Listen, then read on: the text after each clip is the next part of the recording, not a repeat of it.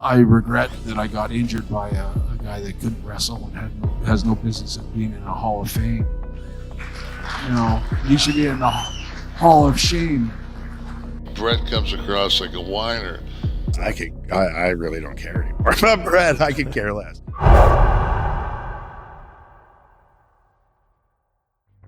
Before we get to the video that makes Bret Hart seem like a pretty big hypocrite, let's look at a compilation of interviews where he has completely destroyed Bill Goldberg.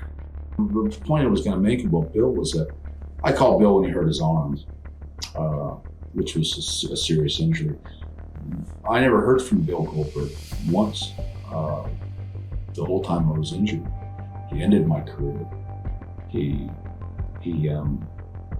hurt me, even aside from the monetary damage that I lost, just the concern and fear I had from brain damage.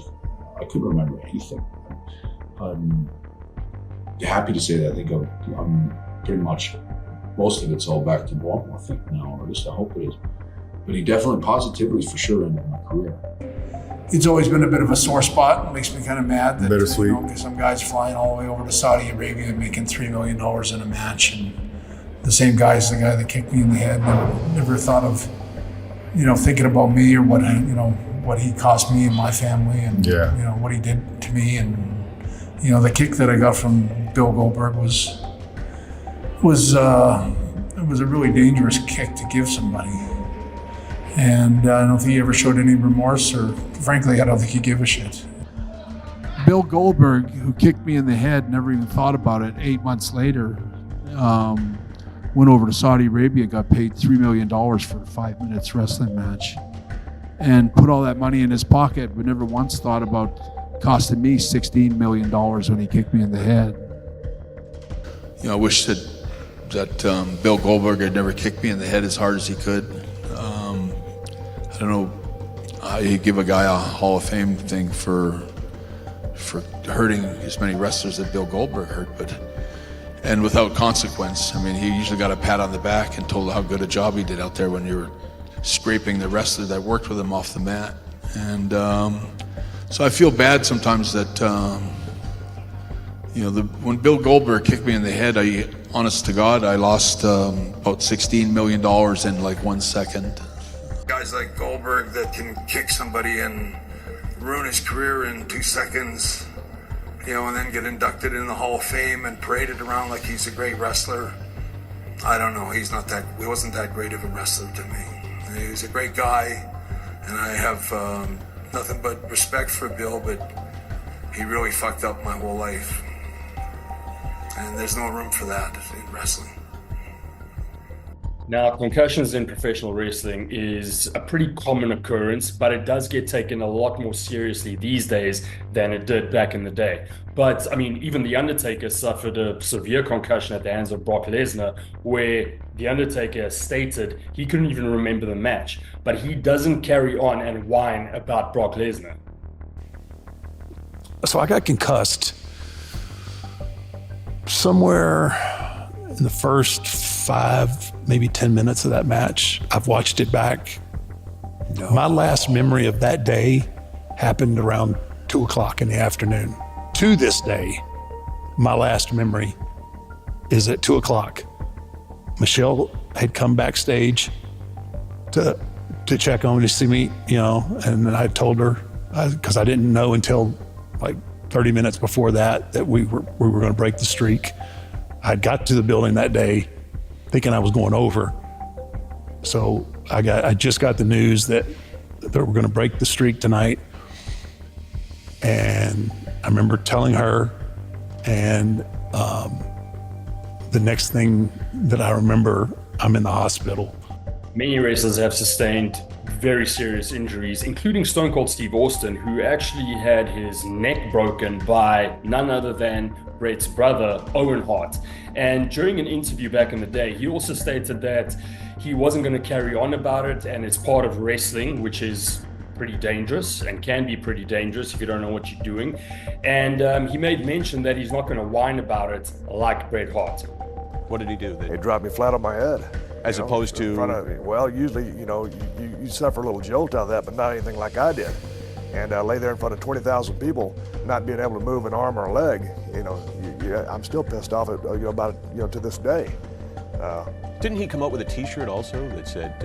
I think someone else came up with a T-shirt. No, but Heart 316 and said, yeah, I broke your neck or something like that? Yeah, I thought that was a pretty cheap avenue to go, but that's the way sometimes the wrestling business is. But that is the way the wrestling business is. Well, I'm not going to sit here and whine and complain about it. It just goes with the territory. That's the way it goes. If you're going to whine and complain about everything, that's what Bret Hart did. Goldberg, however, has stated in an interview that he is remorseful about the incident and that he certainly never meant to injure Bret Hart. I would have loved to have worked a little bit more with Bret Hart, and I would have loved more than anything to have not kicked Bret Hart in the head, and what happened. There have been things said on the internet, either by Bret or other people, that I was malicious and he shouldn't have been in the ring with me, and hey, I'm really sorry, man, but if I really wanted to hurt the guy, he would never have gotten up. Okay, and I'm no joke. He would have gotten up. But accidents happen, and he was an idol of mine and still is. And that's one thing that I'll forever be remorseful for is the misplaced kick. And in a recent interview, he stated that after 25 years of listening to Bret Hart whine, he kind of just doesn't care anymore. I really don't care anymore. About Bret, I could care less. I talked Louis into giving Bret Hart a job at Legends of Wrestling. You must forget about stuff like that.